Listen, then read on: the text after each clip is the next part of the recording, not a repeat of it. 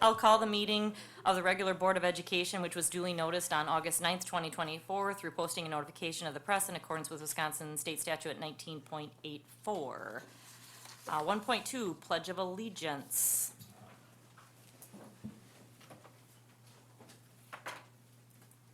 I saw someone behind me. I pledge allegiance to the flag of the United States of America and to the republic for which it stands, one nation, under God, indivisible, with liberty and justice for all.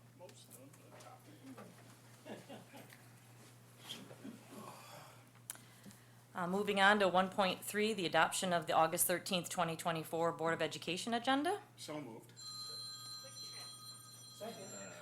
Okay, that was seconded by Commissioner Audrey and motioned and seconded by Millard. I wouldn't have called you that, Jim. All those in favor? Oh, that's right. Oh, you have to train us more often, Denise. Well, that's why we're doing it for everything right now, so that when it's big stuff. Yeah. Actually, a lot of them.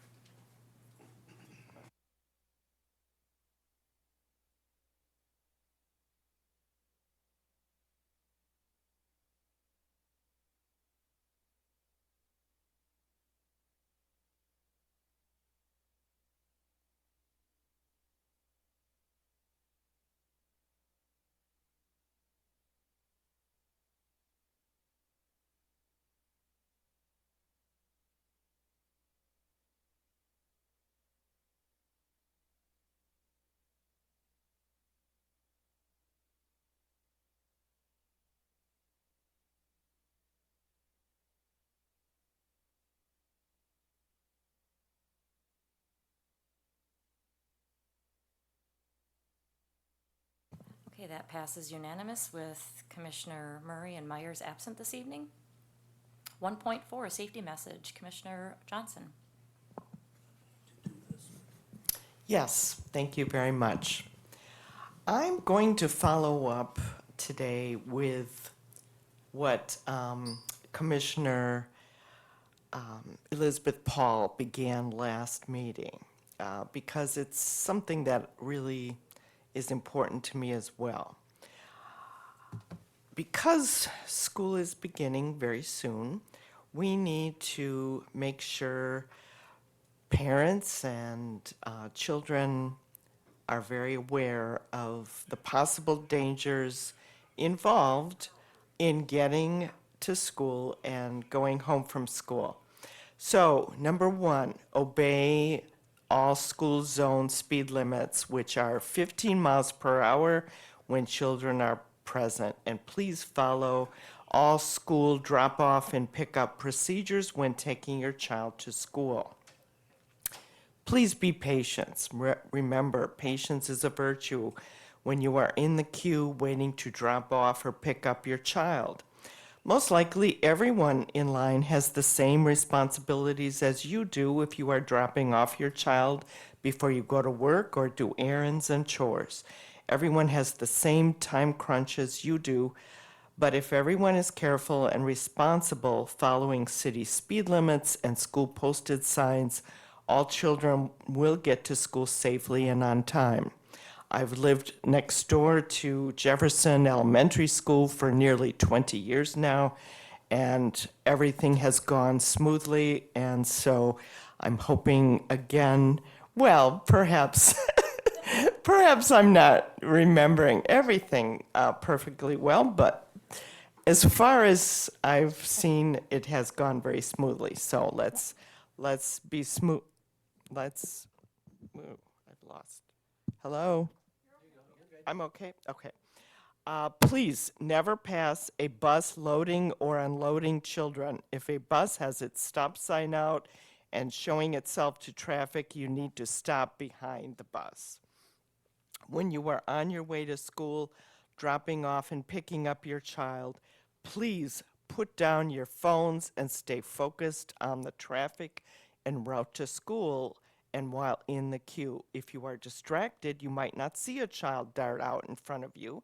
If you are distracted, you may not see the school bus sign hanging out when you need to stop behind it. Nothing is more painful for families than losing a child. Nothing is more painful for individuals than knowing they have caused harm or killed a child through distracted, negligent driving. Many young adults believe they can focus their full attention on many activities and stimuli at once. If this were true, most likely every student would be earning straight A's and achieve exceeding expectations on all standardized tests. Recent research suggests that banning cell phones while driving may not be the effective, but it is rather the attitude of individual drivers that matters in terms of how they care about their own lives and the lives of others, how much care they put into it. The moral of the story is to take good care of yourself and others this school year and show a responsible attitude toward others and your school this year. Let's all have a safe and happy school year, everyone. Thank you. Thank you, Commissioner Johnson. All good reminders for the start of the school year here forthcoming. Going on to citizen comments 1.5, I'd like to read a statement regarding citizen comments before we proceed. Welcome to all of those who have signed up to speak to the board tonight. We value your input and interest in our school community. Accordingly, through School Board Policy 0167.3 titled Public Comment at School Board Meetings, the board allows citizens an opportunity to express interest in and concerns for the schools during the citizen comments portion of the school board meetings. We would also like to remind you that school board meetings are for the purpose of carrying on the business of the district. They are not public meetings, but official business meetings held in public. To ensure that board meetings are conducted in an orderly and productive manner, all public comments, no matter the topic, are subject to the following regulations. Number 1, time limit. Speakers will be given 1 3-minute opportunity to address the board. This time limit will be enforced. If a speaker continues past the expiration time, the school board president or district official will ask the speaker to stop and leave the podium. Per Board Policy 0167.3 adopted on March 9th, 2021, the portion of the meeting during which the participation of the public is invited to speak shall be limited to 30 minutes unless extended by the presiding officer. Number 2, conduct. Speakers must conduct themselves with respect and civility toward other participants and towards others. Participants shall direct all comments to the board and not to staff or other participants. No person may address or question board members individually. Prohibited conduct includes conduct which is disruptive to the meeting, interferes with the ability of others to observe the meeting or speak to the board, or interferes with the ability of the board to conduct business.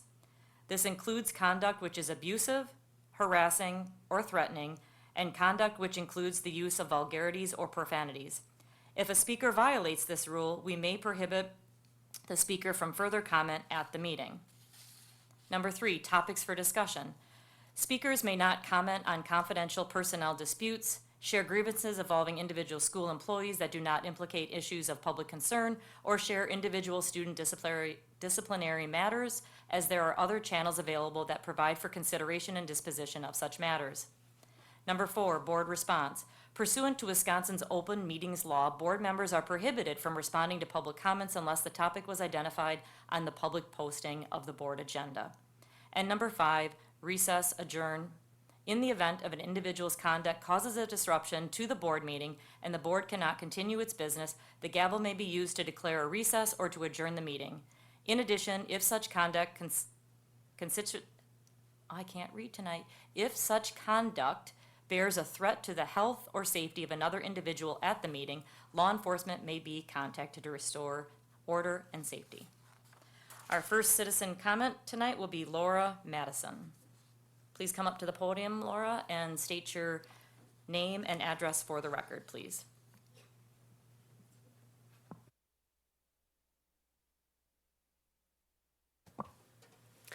Good evening, I'm Laura Madison. I live at 2206 Kellogg Ave here on Janesville's south side. And I'm here to start with, I want to share some great collaboration, some positives here. We just had some great things happen between the JEA and the SDJ regarding a couple of items. One of them happened just this afternoon. We had a meeting with the principals and admin for our 2 high schools to work on how we can best support the cell phone policy that the district has. And it was a wonderful discussion. We included, strategies, supports, messages. We really appreciate all the time and effort that Chris Lau, Allison Beyond, and their admin team put into this endeavor. Okay, when we sit down and talk, great things can happen. Now, the mission of the Janesville Education Association is working together to strengthen public education. And that can take 2 forms, right? It can take the form of what's going on in the classroom, like the cell phone policy. We're doing what we can so that students are focused on their education.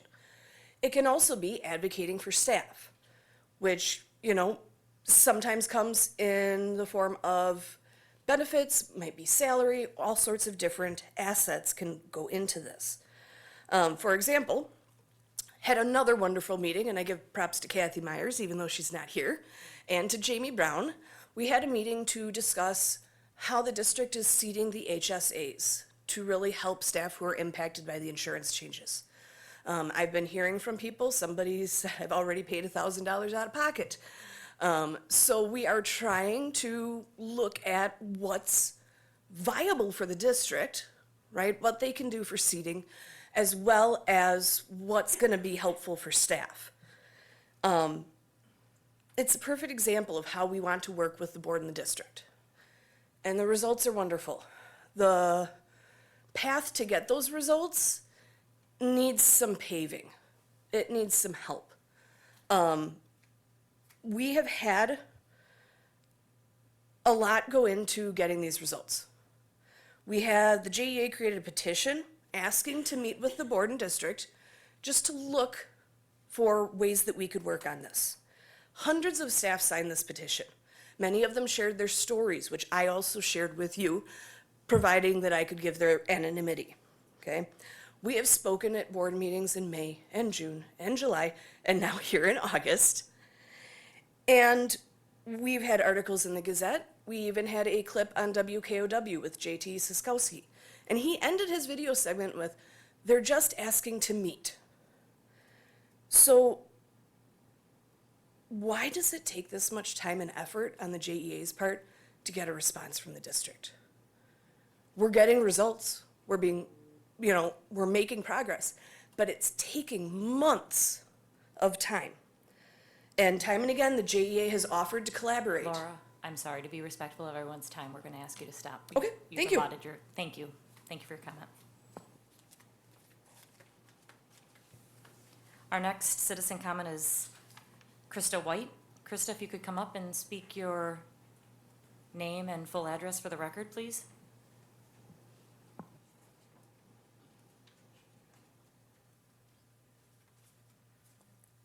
Krista White, 4131 South Tracy Road. Last time I came from the fair and I smelled like barn. This time I just came from donating blood, so if I pass out or short of breath, that is why. It's nerve-wracking regardless. But so I'm here again to talk about the need for a change at Parker's leadership, and then also the procedures in evaluating the principal, and then also your role in that, and as a staff member may come up for non-renewal or being forced to resign. And again, anything that involves Parker High School, what's best for it, that's what I'm here for. Somehow Parker's been allowed to plummet statistically over the last 14 years or so.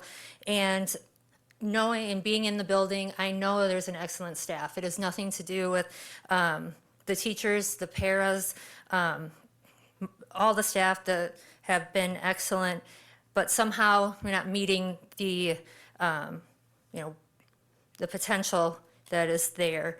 And along with being in there, the work environment that has been toxic for a long time is affecting turnover, as teachers that are great aren't being kept. They're leaving because their joy is no longer there, not having a voice. The leadership style is that more of a dictatorship, micromanaging, picking favorites, and then spending time destroying and tearing down those individuals instead of supporting them. It would take far less time to support someone than what I know personally as the destruction factor was very time consuming. The amount of paperwork, the amount of times when you want to meet, you're told to, or something that could be a quick reference or an email, is now a 20-minute meeting, vetting other staff to aid in the non-supportive practices of certain teachers for non-professional reasons. And then the fact that not more is looked into on that, because to me, the amount of time spent was so blatantly obvious from having an excellent record with no disciplinary action over like 7 years to all of a sudden looking like the worst employee to ever step foot there. So just with that amount of time and what I've experienced, it's no wonder why Parker isn't where they should be. Imagine if that time was actually used for good to support those that are highly invested and care about what is best for Parker. Thank you. Thank you. Is there anyone else? Yes, one more. Kara Madison, if you approach and state your name and address for the record.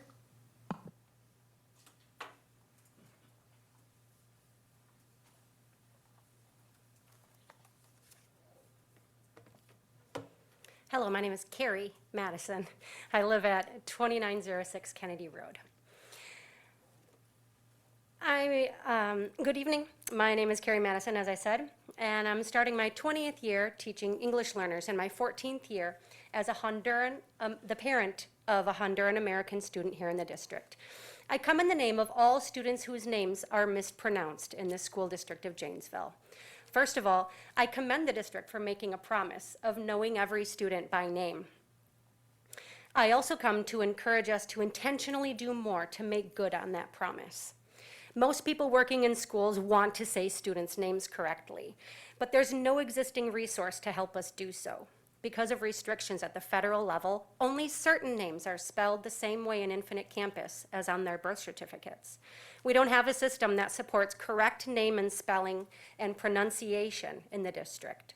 Even when names are spelled correctly, they may require some coaching. Without it, we end up saying student names wrong. I felt the shame of pronouncing a student's name wrong for 6 years. Que pena, what a shame. I know we can do better. A mispronunciation or misspelling can change the meaning of a name and therefore the identity of a student.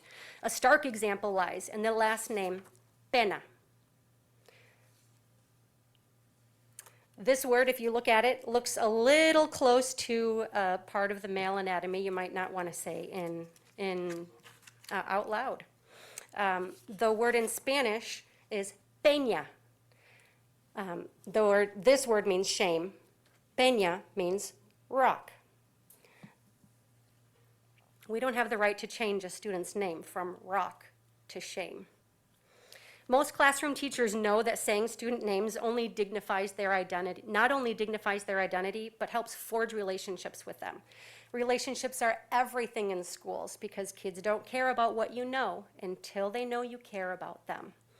I'm very sorry to have to say this, but some teachers aren't grasping the concept. I found myself having to explain it to one of my daughter's teachers who wasn't saying her name right after multiple attempts had been made to correct him. When we continually say students' names wrong, we tell them that their culture doesn't matter, their families don't matter, and we say to their faces every time we say their name wrong that they don't matter. What relationship can be built on that? Que pena, what a shame. Surely we can do better. I have a lot of sympathy for non-certified staff who have to say names of students with whom they have little or zero contact. And to the entire school over the PA system, how difficult.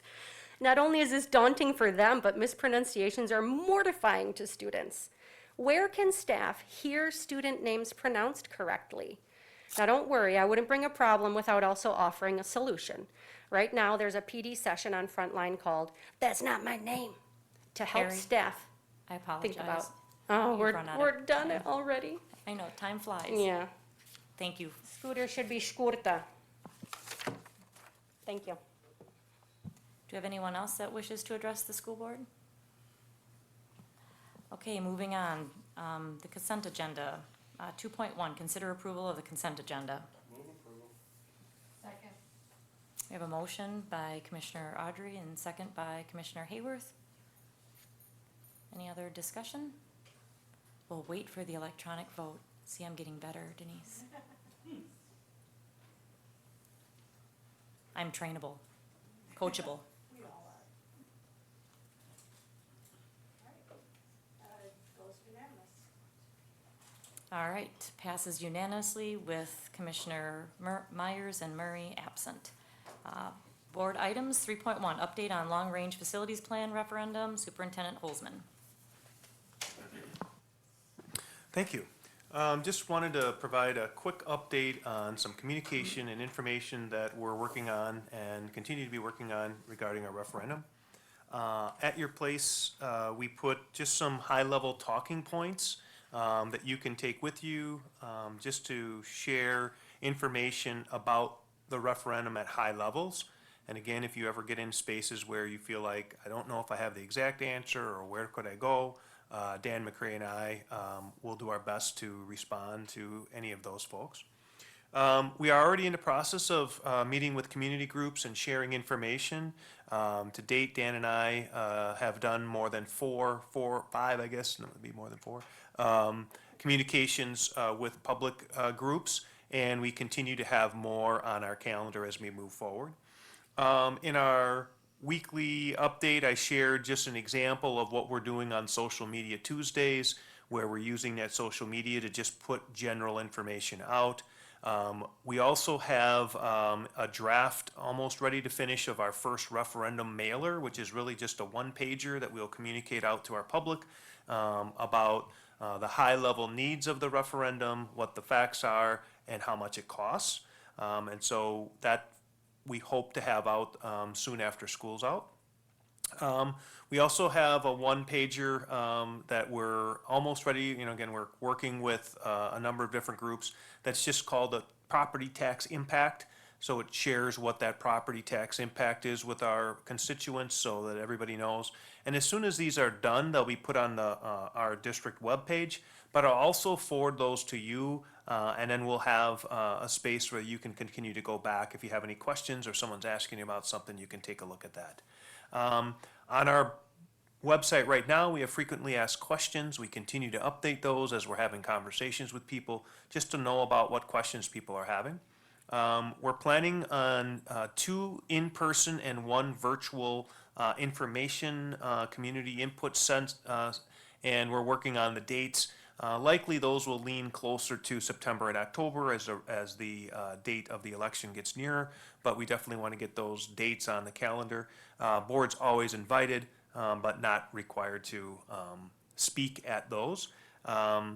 Then just wanted to let you know that we are also just beginning the process of organizing 20 staff meetings. So Dan and myself and our leadership team is going to meet with each staff to share the high-level talking points of the referendum and what they could say and what they potentially should say if they're asked about the referendum. And then those details will help them understand what's happening in